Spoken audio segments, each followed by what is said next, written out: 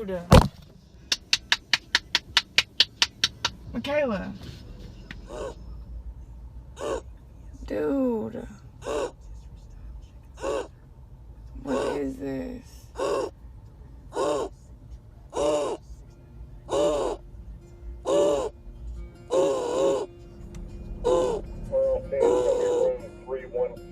We're seeing more and more prescription medications and opioid-based narcotics affect our community. A large number of overdoses. Our officers are using Narcan to save people's lives on a weekly basis.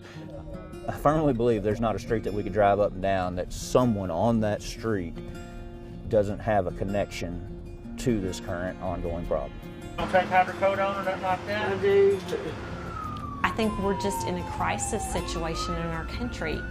Opioids, it's like there's no end, there's never going to be enough. Like when drugs are involved, like it's never going to be okay.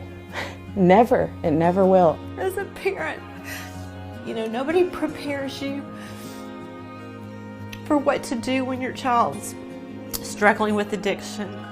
When people are little kids, they do not sit and say, I want to grow up to be an alcoholic or an addict. They don't. People never know when it's going to hit them. A lot of times they find out with that first hit that they take. It's probably the scariest time in my 26-year law enforcement career right now with fentanyl. But what are we going to do? These drugs are out on the street. How do you get it off of the street? There's just no easy answers.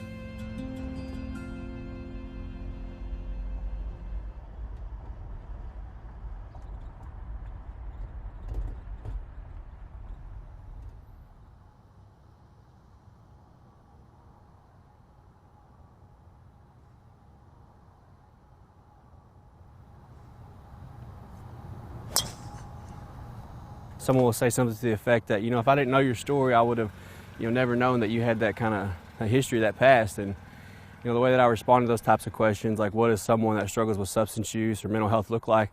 I answer the question like, it looks like me, it looks like you, it looks like your mom. Probably the most commonly known one that people would be familiar with is hydrocodone. Then what we figured out was that pain pills worked really well for pain and made the patient not care about the fact that they were in pain.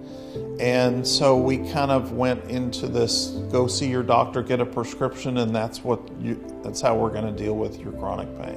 Once everybody thought that doctors were prescribing the pain medicines, that if the doctor prescribed it, it was okay. Of course, there's been a great deal of education and information put forth about how it is not as harmless as what we would thought. The amount of opioids that were used dramatically increased, and as those numbers increased, we really began to see a large number of patients develop opioid use disorder, which is colloquially called addiction.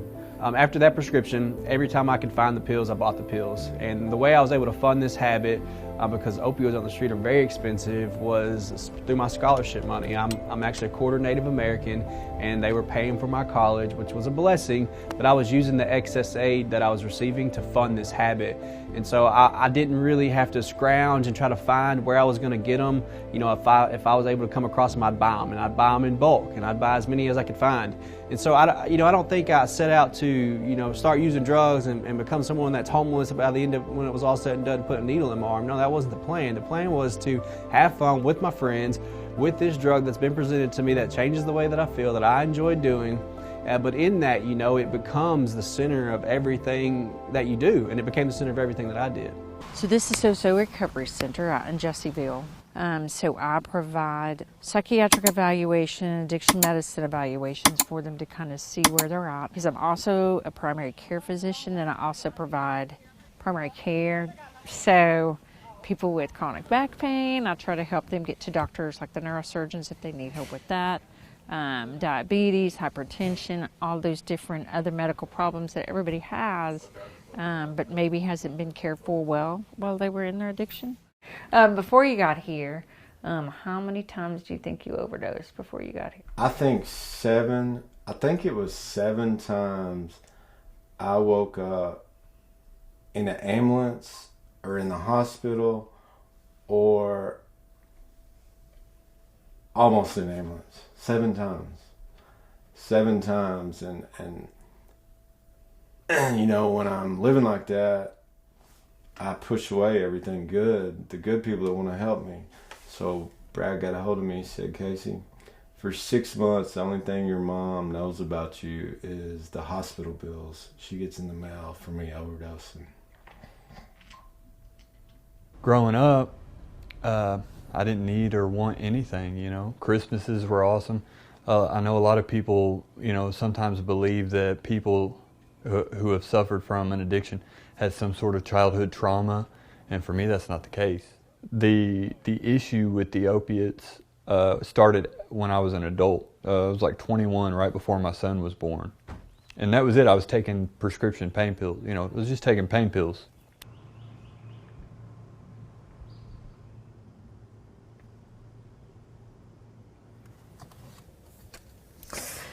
Here he is with, you know, just such great memories, him with his brothers.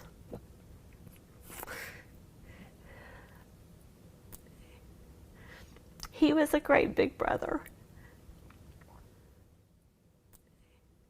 Tristan was my adventure boy. He loved to be outside, but his favorite was mountain biking, skateboarding, wakeboarding, snowboarding, you know, all of that kind of the adventure, you know, sports. Unfortunately for Tristan, once he started using marijuana, it seemed that he just immediately started pill seeking.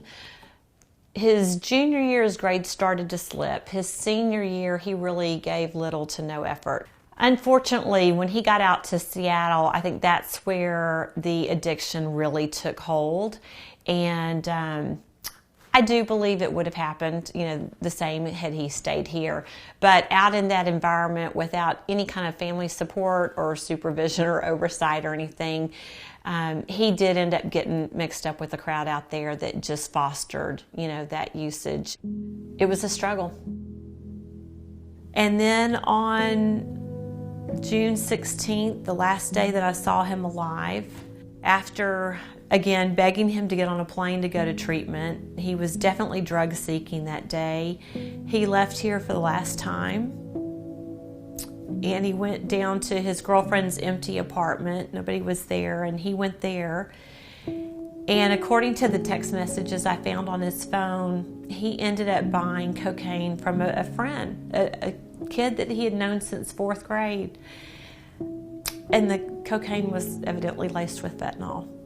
And I don't know, it was a little bit after midnight, and I just sat up in bed. I just knew something awful had happened. And I woke up the next morning and I just knew he was gone. I just knew it. And we went to look for him later that day. We had a tracker on his car, and driving down, I just knew that when we got to the apartment complex, if the light up in the 3rd story window was on, that he was gone. There is nothing harder as a physician than to call a mother and a father and to tell them that their son or daughter is dead. You know, I have some of the poorest.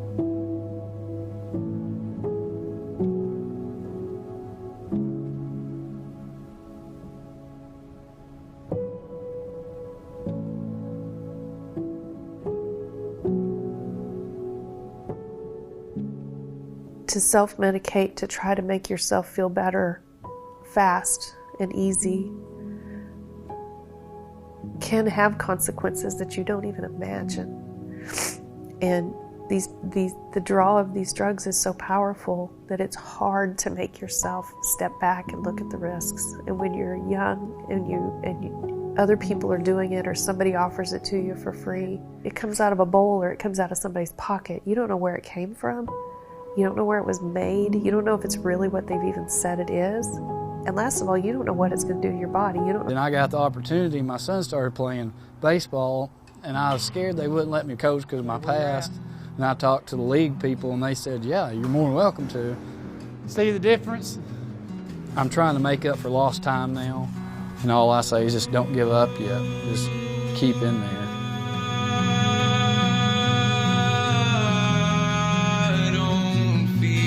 This is a very important night tonight, International Overdose Awareness Day.